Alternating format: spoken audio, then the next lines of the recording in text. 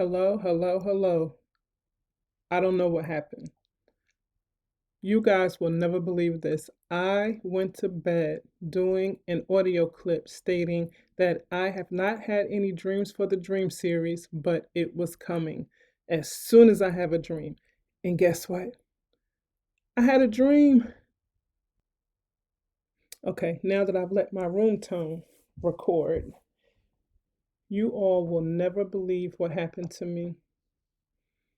This was the weirdest dream ever. I had to hurry up while I could and kind of jot down notes so I don't speak out of order and take forever trying to edit this because I just want to speak and edit. Yes, finally, I had a dream. I had not had any for a while. I think I may have had two, but I didn't write them down and I forgot. Um, I would not begin to remember because that was back in like November and maybe October 2025. But prior to that, I had this long period with no dreams. All right, so let me get to this dream that I had last night. All right. So, and for those of you who don't want to listen to all the hog posh or whatever, or the fluff, you can feel free to fast forward at any time that you want. But for those of you who like the details, I'm going to break it down. I won't do too long. I'm hoping to be able to get this out in like 20 minutes, 15, 20. But if I go longer, it's not my fault. I'm just telling to you how it happened. All right, so you know how around high schools everybody's kind of like standing outside and music is playing or whatever and people are talking and laughing and doing whatever. Well, that's what this environment was like. As you know, with the dreams, I'm always dreaming that I'm either by myself or with other people, and something happens that makes me take off running, right? I don't know what this is about, but this dream series is always about something coming after me. It's almost like, or I liken it to um, Terminator, the movie, where you saw the people kind of in an uproar running and then things were coming after them.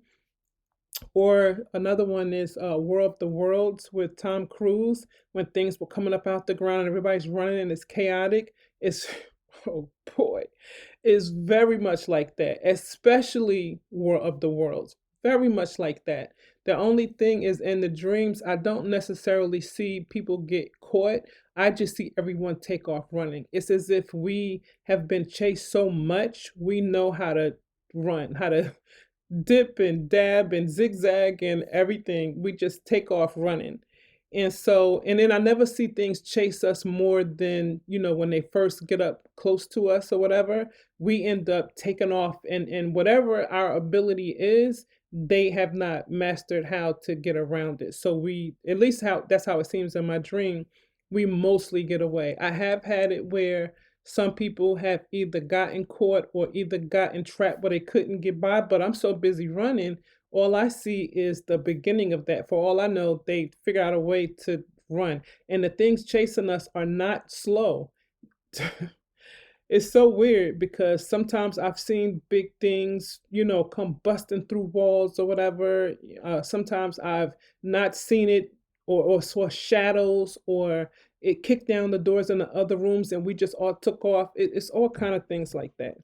In any case, this happened around East Orange High School, not East Orange campus of today, but East Orange High School in East Orange, New Jersey. You all probably heard of East Orange, New Jersey. Queen Latifah used to live there. Naughty by Nature is from there. Whitney Houston, Dionne Warwick is from there.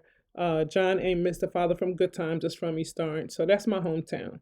So no, not from Newark, although most of us went to church or did something in Newark because they're almost synonymous to a degree.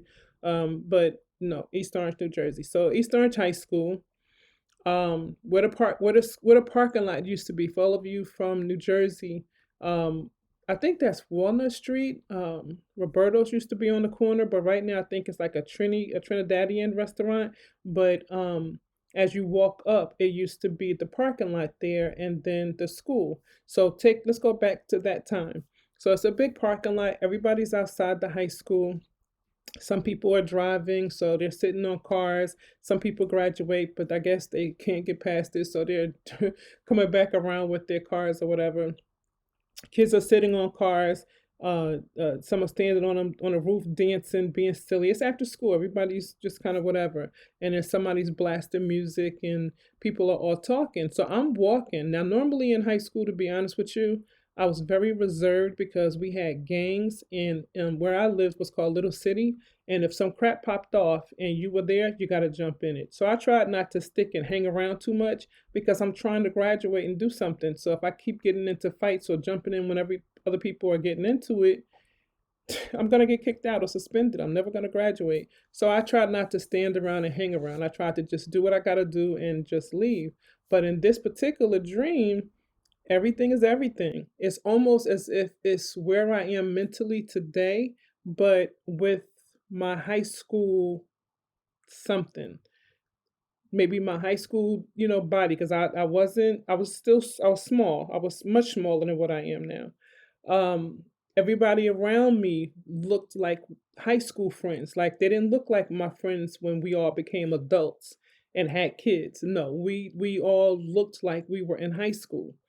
And so I remember I think I was coming up the street like from Roberto's, walking north. Oh, I don't know if that's north or not. Whatever. I was walking up the street toward the parking lot. And then something made me start to go back across the street, still going upward, but back on the other side from whence I came. So everything is everything. And some of my friends are laughing and talking, and I'm like, oh, let me go see what they're talking about. And there's one specific friend, she used to always go to the clubs. She'd go to the one down, her boyfriend was from Newark. And these are real people and these are real things. I'm just not saying names. And so this particular friend, she didn't live in Little City where I lived, and she didn't live up by my grandmother where I was back and forth between my mother and my grandmother's house. She didn't live up that way. But she was always, with her boyfriend in Newark and stuff. And so she knew all the dances. She knew the new clubs opening up. She knew all the stuff, right? She knew the hip stuff. And he was older than us. So she knew all the stuff. And so I see her across the street and I'm like, let me go. Cause we would go, sometimes we would walk and she would tell what's going on. But sometimes she'd just be standing around and she'd be telling us stuff that happened in the club. Cause she ain't had no business. We was only 16. Matter of fact, I think we hadn't even turned 15 yet. 16 yet. We were 15. And so she was, she'd be talking and saying what's going on. So I'm like, let me go over there and hear the scoop because my aunt used to hit the disco all the time and I used to hear the scoop. But then she got married, so I didn't hear what was happening. So I go over to be nosy and listen. And as I start, to go over, I see some friends saying, all right, Renee, that's what they called me back then. Unless they, we were starting to have Muslim names, so they would call me Samira, but sometimes, most of the time, they would, still refer to me as Renee. So somebody's like, hey, Renee, there go your man. So I look, and it's this guy. I won't say names, but this guy I used to talk to. I used to talk to him, and I used to talk to his cousin.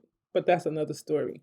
But they say, here he comes. So I see him. I start talking to him, and it was all good. He bought me something from the store and stuff. I'm appreciative. I sit down, I start to eat it or whatever, and we're talking and stuff. And then some song comes on, and he's a dancer. All in real life, he always was. So he goes to start dancing and stuff, and everybody looking. Of course, my friends looking at me like I should be proud because he's a good dancer or whatever. And when I say dance, I'm talking popping because that's what was out then. And it's so evidently this time period is the 80s, not the 90s. This is around the 80s. So he starts popping and everybody's watching him. Some people break dancing or whatever. So then finally I'm like, all right, I'm gonna go over here and see listen to what so and so was saying about what happened in the club. Because I watched him. I see him all the time. So I turn and I start to evidently in the dream, he and I had not been together for a very long time, but it's been a little bit of a minute, maybe a month, a couple months, something like that. So I get ready to go listen to her, and as I'm walking, I'm listening, and you know, I come over there, and she's like, "Hey, what's up, Samira?" And then she starts telling this and that, because we had a class together. Remember, I was telling you, da, da, da? Well, all right, well, this is what happened, and then this and that, and I'm listening and everything. So then I keep hearing somebody say, uh oh," and in my head, I'm thinking, okay, something is going on with somebody, but it ain't me because I'm cool, I'm chilling. I don't have no beef with nobody. Everything is everything. Nobody I know got a beef with nobody. Then I thought, all right, let me look around. So, because where I live, people get into stuff. So I look around. I still don't see nobody that could be a threat. Nobody that I know from Little City look like they beefing. Nobody from Watson Ave look like they beefing or nothing. So anything pop off, I don't owe nobody nothing. Because from where I'm from, nobody's beefing. And so, and I don't have no friends outside of where I'm from. I know them when I see them, but they know it ain't like that. You know what I mean? Except one cousin, but she got her whole crew. I don't even have to blink; they'd be all over it. So I'm just standing there, and then finally I realized the is coming from one of my friends, which means she's saying it to somebody. And so I look at her, and finally I see she's looking at me, but then she's mainly looking at somebody else, but then she looks back in my direction. So of course I look behind me like, who is she, who's this for? And so I look, finally follow her eyes of where she's looking, and she looks at a guy who happens to be my ex. Now, mind you, at the time he wasn't my ex. Later in life, he we were together, but not in high school. But evidently, in the dream, it is something. And so I look, and I'm like, oh boy. And so my old boy was, I don't want to be around my ex and whoever I'm with at the same time. Not that nothing happened or I'm gonna get busted, because I don't roll like that. So I'm like, all right, let me see about going on home, walking. He'll peep it and figure something and maybe say something later like why you leave or whatever. But at least I don't have to worry about the uncomfortability of having two, you know, guys around or whatever. So I get ready to start walking, and then somehow or another, he makes his way over to me, and he's like, "Can we talk?" And I'm like, "Oh my God, here we go." So then the one that I'm supposedly going with at the moment sees it, and he throws his hands up. See, I knew this. I knew this was gonna happen. That's why I should have never, got with you. Um, and mind you, he's not right by us. He's not. He's in such a distance that he don't know for a guaranteed fact that I hear him. But of course, I hear him. And of course, my ex, he ain't not paying him no mind. He's focused on talking to me. So everything else is literally behind him and figuratively behind him. And so I tell him like, we can't talk now, we'll talk later. He was like, nah, let me talk. And then he looks back and he sees him and he's like, look, if he gonna be like that or whatever, that's on him. I just want to talk to you. If he come over here, I'll be respectful or whatever.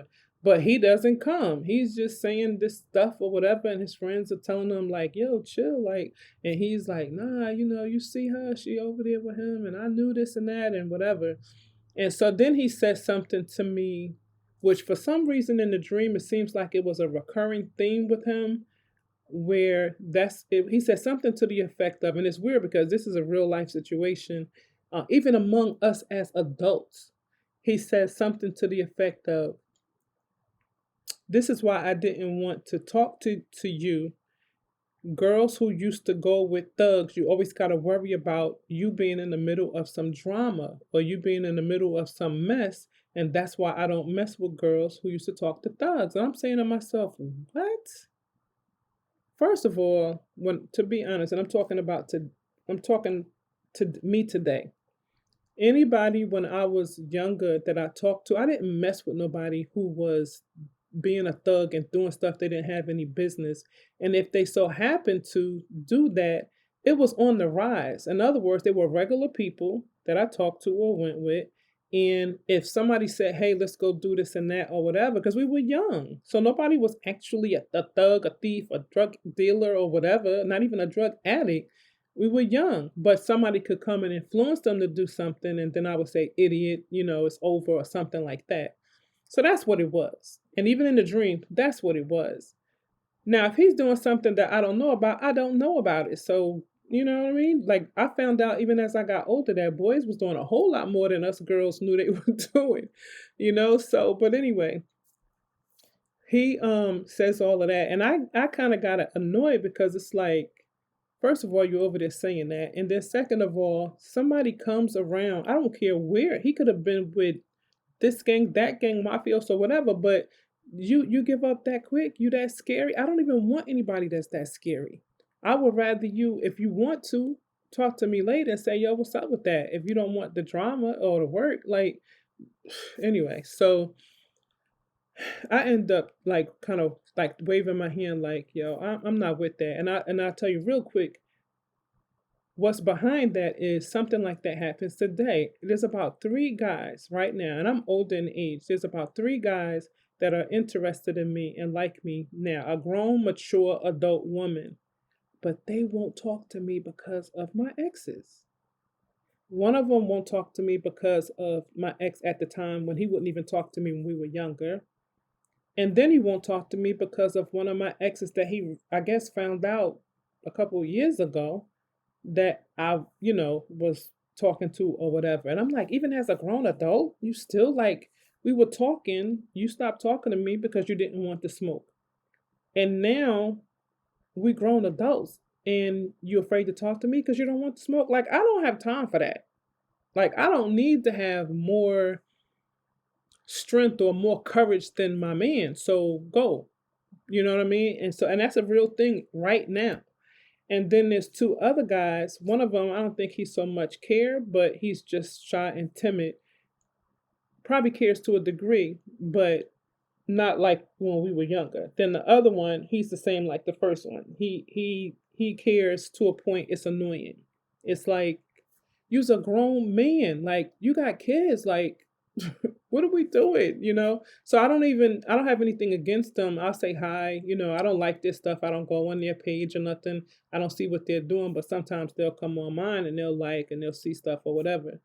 But I'm annoyed. I wouldn't mind being a friend. I wouldn't mind being, but I'm annoyed because, you know, I just don't like it. And not to even say that I would be interested in talking to them or even dealing with them if they weren't like that. It's just the fact that you're like that. Grown man, you're like that. And any ex that I have not thinking about me. And I know because they're I'm not saying they're thug or whatever, but they're a man's man. And they don't care about each other. One of them didn't care that I used to go with the other one wouldn't care that I ended up getting with this one, and if we both free and interact, he's not gonna care. None of those dudes care. But these ones that did like me once upon a time, they act like this. And so I don't know if that's why the dream kind of brought that into it, but it did. And I got aggravated as if it was mounded up at that time in the dream. And I'm sure it was from real life carried into the dream. In any case, I walk off. I'm aggravated. And my ex ends up talking to me, and the smack he's talking, we shouldn't have broke up and I was wrong and blah blah blah. Whatever he said. I don't even honestly, I'm assuming that he said, I was wrong because he apologized or whatever, but I don't know what he said. All I know is whatever he was saying to me, we were sitting over there talking and we started walking. And then we were walking and talking, and then he said, let's come over. Either he said, let's go sit down over there, or I said, I can't remember. I feel like I said it. And it was like a curb because we went to like another small parking lot that one of the businesses had. And we couldn't necessarily see, and this is not what I'm telling you now, this space is not how it used to look, but this is how it looked in the dream. It wasn't the street that the school was on in the parking lot. It was like as if we had dipped into a little side street or behind the side of a building that may have had a little parking lot. But again, that's not how it was in real life, but that's how it was in the dream. So we go over there and we're sitting down and we're talking, and whatever we talked about, I knew I was done with the other one. And so when he said, I think we should give it a try, he said, because you know what we were, everybody knew we were. That's why I do acting like that. He said, I think we should give it a try. And all of a sudden, as he's talking, I'm feeling in my chest like, yeah, we were it. You know what I mean? So something in my spirit said, all right, let's give it a try. So I gave in. We said, all right, we back together or whatever. So That was that. And so we started talking and about different things and laughing. I'm telling you, literally, I can't think of one thing now, but we literally are talking and then we're laughing. And then I could see like we had a really good relationship. And so then all of a sudden, I see somebody, it's a man and a woman, and they come walking and they look real weird, like stiff body. The clothes didn't look right. He has on something almost close to a top hat. He has on a shirt that almost looked like one of them penguin tuck shirts that they used to wear. He has on like a blazer. It's not quite a penguin blazer, but it's going down like as if it is, but it wasn't. At least I couldn't see all that much because everything got so weird so fast. I'm on red alert now. And so I'm just looking at the way they dress, the way that they walk in, and they look like people from that movie. What's that movie? Oh my God, I can't think of it. If it comes to me, I'll say it. Like pod people, or so, I forget the name of the movie, but it's like these people that somebody built or made, or either they were regular people and then they did some kind of mind control and they don't really have full function of their brain, so that the way their body movement is very off. And so and I can't think of the name of that movie, but in any case, Nicole Kidman played in it, in the remake of it. But anyway, so we're talking and laughing, but I start kind of slowing up, paying attention because I see them from the distance. Like, it's weird the way the cars were parked because we're sitting like on the curve where the cars would face, but there were no cars there. But on the street, not far from us, maybe like a car length and a half, that's the street. Although it seemed much closer, they're walking, down, and we can see them because there's no cars there. There's just the cars that's parked on the side of them, if that makes sense. And so as I see them walking, he's so into talking to me that I guess, being from around the way, he's sort of kind of paying attention to his peripheral, but he's not giving it a whole lot of whatever because I guess what little he saw didn't look threatening, so he's into talking. But something in my spirit couldn't get past the way they were like moving body language wise and the clothes that they had on. Like, imagine this almost top hat, and it wasn't a top hat, it was like almost, it wasn't as high. And that shirt, that penguin kind of shirt, and that jacket, and then some kind of like black pants, but then he had like a purple sash that was over the shirt, over the white shirt and under the jacket. And then something on him was red, and it was like loud colors sticking out of the black and white suit, tuck suit thing that he had on. And then she's wearing like a 1950s type of a blouse and skirt, but it has like a bunch of colors in it, almost like, how in the, I still want to say this, the 50s, how sometimes they would wear the skirt, it was made of like some soft polyester kind of material, and it would be like the long sleeve jacket that might zip up in the front and the matching skirt.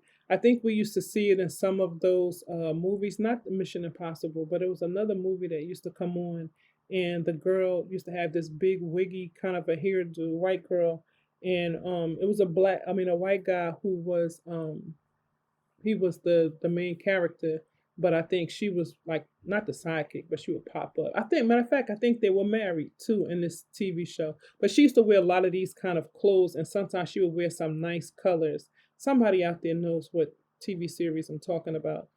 But anyway, she was dressed like that, like with the 70s like platform shoes and the shirt, the skirt. It was like a set, a long sleeve shirt with that thin material and the matching skirt that went down to the knees, up to where the boots came up. Matter of fact, that sounds more like the 70s. But they wore something similar in the 50s, but they just would wear different type of shoes. But the colors were like kind of wild, kind of kaleidoscope like. And the reason why I'm telling you what the clothes and everything look like is not just to set the scene, but because she drew my attention. She looked very weird, off, and different. And the closer that they got, the more they seemed to pick up, almost like as if they knew they had to perform. And that really threw me. That made me feel like, nah. The fact, first of all, that y'all was walking straight down the street where we're facing the path that you're walking. And instead of you keep on walking, you, before you get even with us, you start on an angle coming like toward us. And that got me. And then he's so busy talking and laughing and saying, so we're gonna do this and we're gonna, and in my head, I'm like, yo, see these jokers? And then finally I ended up saying to him, I didn't want to cut him off, but I ended up saying, like, what is they doing? And then he turned and looked and he was like, I don't know what are they doing? And he's like, are they coming over to us? And so then I was like, yo, they don't look right. Look at them. And he looked and he was like, hey, yo, what y'all want? What are you doing? He started saying something like that, and they didn't answer. They just still kept coming. So I jumped up, and I guess seeing me being quick to jump up, then he realized, wait, there's something happening. So he jumped up. So the way he jumped up was like as if he was ready to hook off if he had to, but he had like sort of a stance. And so then he was like, yo, if I say run, run. He said, I'll catch up with you. And I'm like, all right, but in my brain, I'm like, I'm not leaving you here. They look crazy. Like, we need to be together, because the man, she's a little ahead of the man, but the man is focused. But the way that he was walking, he looked like whatever way she got, he got the other way covered. That's what my brain was thinking. And so, and he had a stick, not like the penguin on Batman, because I know I described the suit and the top hat or whatever. But he had a stick. And the way he was tapping that stick, I'm like, first of all, I know he's not blind because I'm looking at everything and I can see he is normal. But I don't know, something here is just not right. And then something occurred to me because I told you in these dreams, something in my spirit always comes to me like, is it time? Is it time to run? And so then he said something like he grabbed my arm, like as if to say, get behind me. And then something in my spirit said, you better look at him. Like, don't just assume, look at him and make sure he all right. You know what I mean? Because at this point, I'm naturally not trusting anyone. And not like I know I got these connection of dreams. When I'm in the dream, I'm there and I'm in the dream. I'm not thinking about other dreams or anything, but the way that those moods be in the dream, I don't care how you were when it was all good. Those moods are like, yo, like rip, run. Like they are so strong and they're so serious. And so I'm standing there and I look at him because I want to make sure he's all right and or he's normal because you gripping my hand and he wasn't holding me. He kind of gripped it, but I kind of pulled from him. And when I look at him, I see that he's fine. His eyes not looking crazy. His body movement is normal like mine. Like, yo, what's happening or whatever. So I realized I'm good as far as that. But then I said to him, yo, we gotta run because she starts advancing. Like she's talking and she's inching. Like saying, I just want to ask you a question. Can you come here for a second? I just want to. And I was like, yo, don't let her touch you. And he was like, I'm not. And he was like, why you say that, yo? And he was telling her like, no, miss, don't come near me. Back up, back up. So while he's saying back up, me and him are backing up, and she's still advancing, but she's not like bum rushing us. She's just trying to inch and say, can I just ask you a question? We just want to ask you a question. And so we're backing up. And so as I said to him, like, yo, we need to run and don't let her touch you. He was like, why don't let her? I was like, we don't know what's wrong with them. Look at them. That's what I'm saying. And so then I was like, finally he said, run. And he kind of pushed me. So I started running, but I looked back. Now he's starting to run too, but he's relying on me to run. But you know how you care about a person, so you don't want to just kind of leave him. And I'm afraid he's gonna act like them, like whatever.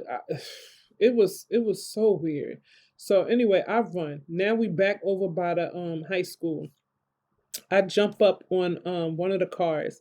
He comes up behind me. He's like, "Run, get up, get up!" But we're not on a car. We're first it started out being I jumped on the car, but then it ended up being like like a truck or something.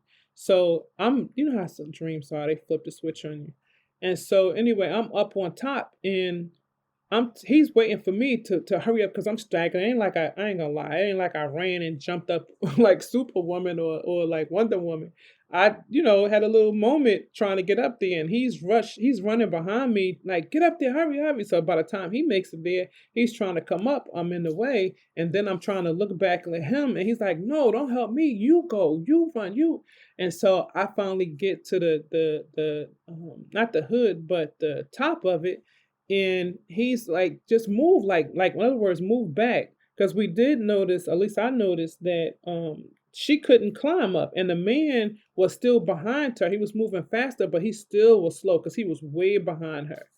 And so she's right there trying to reach at him. He keeps kicking her off, and then she comes back again. And just as he gets a step or two, but then she lunges and then she grabs another part of his pants leg or something, or his sneaker. So he kicks at her and she falls. Then she jumps back up and she comes running. So some people are looking like, what the heck is going on? But some people are so busy just dancing, and some people look kind of like zombie. It's just like them.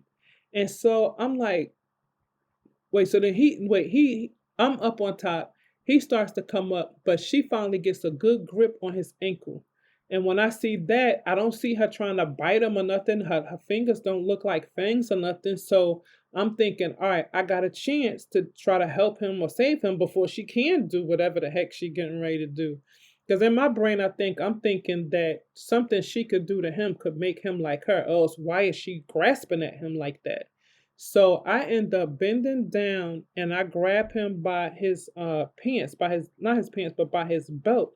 And I pull, and at the same time that I pull, he's kicking at her, and then he uses one of his legs to kind of lunge forward and he pulls his body up. And so he's kind of pulled away from me, swung his body around, and he's standing up, and we both up on top of the roof of the trunk.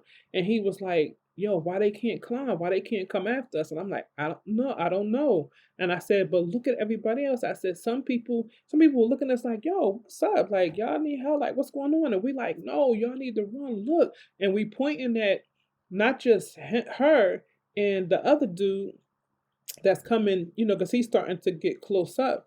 But we point into some of the other ones that's kind of like walking up to people and moving kind of slow or whatever. And they looking like, yo, what's going on with them? And we like, I don't know, but we gotta run, we gotta break camp. Because I'm talking, how people, how they, sometimes gather outside the school after school. It could be half the school. So it's a lot of people in the parking lot, a lot of people in the street, a lot of people right outside the school on the sidewalk. If you think about how East Orange High was around the parking lot where the teachers used to park, all of that is packed. All of the street is packed. Across the street, on the other side of the street, is packed. Going up the street is packed. Past school entrance, it's just a lot of people. And so we don't know what's going on or what's happening. And so we're trying to tell people like, yo, we're calling out because they're not coming up the truck after us. And so we start seeing people climb up on the cars, and those who was not on cars, they looking, they trying to play it off since nobody's after them to get to a car to get up on top. And so now it's a bunch of us on cars and we're looking like, yo, what's going on? So we're yelling like they ain't running, but they followed us from all the way over there. Like, what's going on? And so everybody's like, I don't know, but look how they moving, look how they looking, and they touching and pulling and grabbing on people, but they're not biting them or doing nothing to them. So finally I was like, yo, we gotta break camp before something happened. And he's like, look, I'm run, they'll come after me. He said, I'll run, they'll come after me, and then you just make your way home. And I'm like, I don't think it's gonna happen like that. I said, I think soon as you run and go that way, some of them out here, they're gonna see me by myself and they're gonna come after me. And he was like, I don't think so. He was like, I think if I go running, they're gonna gather together and come after me. So I'm like, all right. I was like, you do you. He said, just stay here and wait. If you don't see an opening, don't leave. He said, I'll just keep going from car to car. He said, if I don't see them going, I said, what, you gonna come back? And we both just be stuck up here? So then he was like, all right, let me see. He said, I'll make it over to that truck over there. If I make it to that truck over there and then they don't come, he said, we'll just stay up here, until we figure it out. So that's what he did, and he ran. And sure enough, she went after him. But when she went, she didn't just come after him. She went the dude that was with her started going after. At first, he looked confused, like he didn't know whether to go after him and me or just after him. And so, evidently, he decided he was more important than coming after me. And so she kept saying, "Come here, let me talk to you. I just want to talk to you. I have a question for you. I just want to ask a question." And he's running. She's going after him. The dude is going behind her. He looks at me every now and again, but he's following her. Soon as I see an opening to go towards where my grandmother used to live, I take it. I run, jump off the car. I wait till they get a good distance, but I jump off the car and I'm running like a bat out of hell. When I go running, I'm telling everybody, run, run. And different people, they looking back, they're running. Some of the people who was on the cars, they doing the same thing. We running because the people that's coming behind us, they're not fast. They're kind of slow. So if you can get that start, you can likely get away. Just don't let them grip you because trying to pull him from them, and him trying to kick them and get away when she had his ankle, you could tell they got some strength to him. You just can't let him grab you. So I'm running, and when he sees me running, I turned back to him and I said, "Run, run!" And so he waits, and then he jumps off. He runs off the front of the car. He was on the back of the car, so he runs off the front of the car and he cuts through the building because that's the way that he lived, and he goes running. And so I run home. I make it all the way home, but on the way running home, I'm not letting nobody get close to me because I'm still seeing people that look like that. They're moving slow, they're looking very awkward or whatever. So I'm not letting any of them touch me. I get to the block. As usual, I take off running down the middle of the street because I don't trust anything or anybody. I get down there, I run up on the porch. There's people that I know, they're moving slow, looking real weird and funny. And then some of the people that I know, they're sitting on there, either on not the roof, but because this house is all on this block. They're either up on the porch, they got sticks, like hitting people off, like get back, get out of here, get it. And I'm like, yo, what's going on? They're like, get up on the porch, just get up on the porch. Don't let nobody up there. So I don't see anybody really close to me. They're all across the street in front of their houses, next door to the left of my grandmother's house, to the right of my grandmother's house. And so I run on the side and I get what she, it's to keep, sometimes she leave a garden tool or hose or something like that there. I turn the water on, I throw the hose up on the porch. I grabbed one of her hoes, her shovels. It's weird that I saw a shovel and I grabbed it because today I needed a shovel to dig myself out the snow and didn't have one. So that's weird that I drink that. But anyway, I grabbed a shovel. I start to make my way back to the front porch to go up. And as I do it, some people have come up the steps. And so I'm like, oh, snap. So in my head, I'm like, don't let them touch you. Don't let them get close. And now they looking more like zombies. They don't look like themselves. Whereas they did look like neighbors that I knew that were on the block, now they're not looking right. Like even how I saw that woman and that man, they look normal. They didn't have shabby skin. They didn't have scabs and bloody whatever. They just looked normal. They just were moving weird and different. But these people that were now like around my house and my neighbor's house that we hitting or whatever, they not looking good. They looking old and decayed. And so I'm hitting them with the shovel and stuff and knocking them in the head and stuff. Not swinging it like I'm crazy. I'm jabbing it, because I just want them to get back so I can get by and get up on the steps.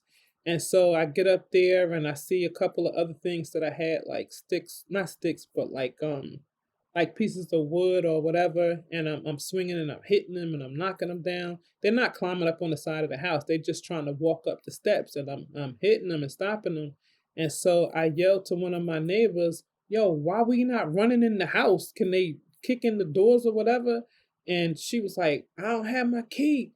And I was like, "Yo, make it over here." So I see all of the people. It's not like the street is like really packed with a bunch of them, but there's a lot. Like imagine it might be 20, 30, and it might be about 5 or 6 of the neighbors, and we trying to like knock them off the porch, and then they slow trying to get back, in the groove to come up the steps again or whatever.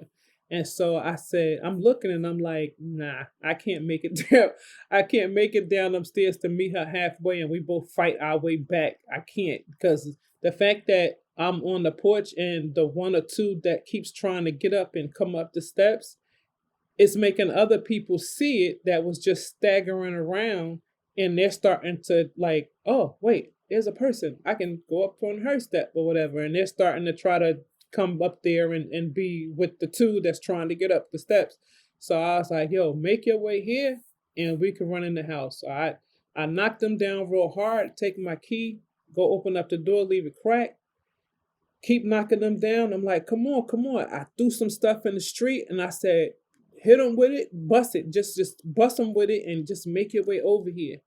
So she starts to do it and she makes her way over. And when she comes to two that's behind, that I'm knocking off the steps, she clubs them. Bow. Hits the other one. Bow. She's up on the porch. So we start yelling to the other ones, yo, come on. So evidently, same thing, even though they live there, they don't have a key. You know how kids lose their key or whatever. And I guess they was just going to chill on the porch until somebody got home. So we tell them, and same thing. They do the same thing. They make it over here. None of us was in any kind of like danger. Nobody got bit, hurt, or nothing like that. They just seemed like they just kept trying to come at us or something. And so once it was enough, two of them didn't want to come. They just wanted to stay there. I don't know. I think they might have been scared. Like maybe the grandma was in the house or something, and they wanted to get in and make sure they were fine. Or so I don't know, but they didn't want to come. One of my neighbors, I remember the whole time that he lived there, I saw him and I would say hi, and that was the length of discussion with him. And then the other ones, they were not necessarily like besties, but they were people that I knew that, I went to either grammar school with them or, they were my class or they were my friends. But again, the only one that was like a friend was that one that came, or the first one that came over, and another one who was further down the street, but she was too afraid because she was further down. Like she would have had to, it'd have been like a running back with the ball trying to run up the street and cut through all of them people. And I just think she was never a physical person. She was really girly like. And I don't think she trusted being able to make it up there. So, anyway, we're inside the house and we're looking around, don't know what to do. When you first come into my grandmother's house, and let's say you're facing the kitchen, turn around and face the front door. As soon as you walk in, you're facing the kitchen. So walk to the kitchen, turn around, face the front door. To your left, there is a window, a huge window, really wide. In the middle, there's the front door, and there's two doors you'd have to go through. And then to the right, there is the, what do they call it? The living room, I guess that is. And there is a glass window. And so when you're there in front of the kitchen looking out at them, you can see these zombie people kind of like not banging on the glass, but just there. You know what I mean? And so, it was a little scary because it's like, okay, like what next? Like we're just here and they're there, or are they going to start hitting harder and make their way in? Because again, they weren't banging hard. And so we're nervous and kind of like don't know what to expect and looking at each other and kind of looking around. And so finally, I'm like, we got to do something. And if not, then something got to give. Because just standing around, it was almost like waiting for the inevitable. And I think something in my spirit was like, if you don't jump up out of this now, it's going to get worse. And I think I was either starting to wake up or at least be cognizant that I was asleep because it kind of felt like I was saying to myself that this could become a nightmare. Not what you're into right now, where it's just weird and awkward, but it could stone cold become true nightmare where you wake up heart palpitating or whatever. So right before I, made myself wake up, I remember, that's not what I was going to say. I wish that I could explain the mood. That's what I was going to say. I wish I could explain the mood of what it was like being there. But it's one of those things, you know how they say you had to be there? It's like that. Like I could try to find all the words in the world and it just would not give you the feel. Like even though I was about 15, I felt like I might have been around 16, not a huge difference, but I know in my mentality, I remember feeling a little more mature when I was 16. I can't explain why, but I just remember certain things making a little more sense. And then the way I dealt with things was a little better and different than I did when I was 15 and, of course, 14. And so I remember when I was standing there, I wasn't as scared as I might have been at 14 and 15, where you're going running for help and, ready to call the police because you're scared and nervous. I wasn't like that. It was more so, what we're going to do, and it was, I don't know, it was just different. And I think when my age comes in, because I go from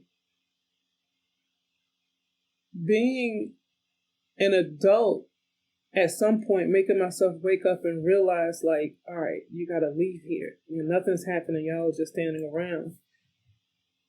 To, I don't understand how to explain this. I don't know how to explain it, but it was just different. It was different. It was like I said, maybe I was starting to wake up, because it was like part of me was starting to rationalize like how I would now, but it was back then. And I wasn't scared. That's the whole thing. I wasn't really nervous and scared or paranoid or anything like that. It was just like something is going on, and I was getting with the program. So I don't know. It was weird. But, I made myself wake up because I just didn't want it to transcend into a true nightmare. I don't like those nightmares where you wake up and your heart is palpitating. That really bothers my spirit. And I didn't want that. And I think that's why I feel like I might have been starting to wake up, because a part of me was just like, nah, we don't want no parts of that. So I made myself sit up and I looked around and I remember saying to myself, like, you left right on time, But anyway, yeah, that's what the dream was. And it was very awkward because, like I said, I hadn't had dreams in a while, and I was just realizing, like, wow, you started the dream series and you still got a couple of episodes you got to put out, but it's been a minute since you had a dream. And so, yeah. But anyway, I just wanted to share that with you all, since I did have this unexpected dream. And I don't mind them just so long, Lord, as they are not the dreams where, I'm going to be waking up nervous and jittery and feeling like I'm on an island by myself. Because again, no matter how much you try to explain a dream to someone, if they weren't there, they just don't get it. They just know what it's like to have a not so great dream. So anyway, that is the dream. I do not know why I had it. The weirdest thing, and last night I didn't dream anything else, so we'll see. Maybe more will come. Hopefully it won't be too long. I don't mind it, because it is an adventure in these dreams. I don't know what's chasing us and why I'm on the run. So long as it doesn't turn into a nightmare. Right now it's just an interesting journey that gets a little awkward. I won't say it gets scary like a nightmare, but it always surprises me, like, oh, time to go. And then, here me and a slew of people are running. But I don't know. I will tell you one thing I did notice. I noticed that it doesn't matter if people are white, black, Asian, as in Chinese, or Asian as in Indian, from India, or if they're Spanish, it doesn't matter. In these dreams, I have befriended and been on the run with people from all over. So whatever is happening, I get the impression that, we're kind of all in a pickle and just need to find our way out or something. I don't know, but it's the weirdest thing. So anyway, we'll see. Let's see if I dream some more. This is Andrea, and I'm just dreaming. Thanks for listening.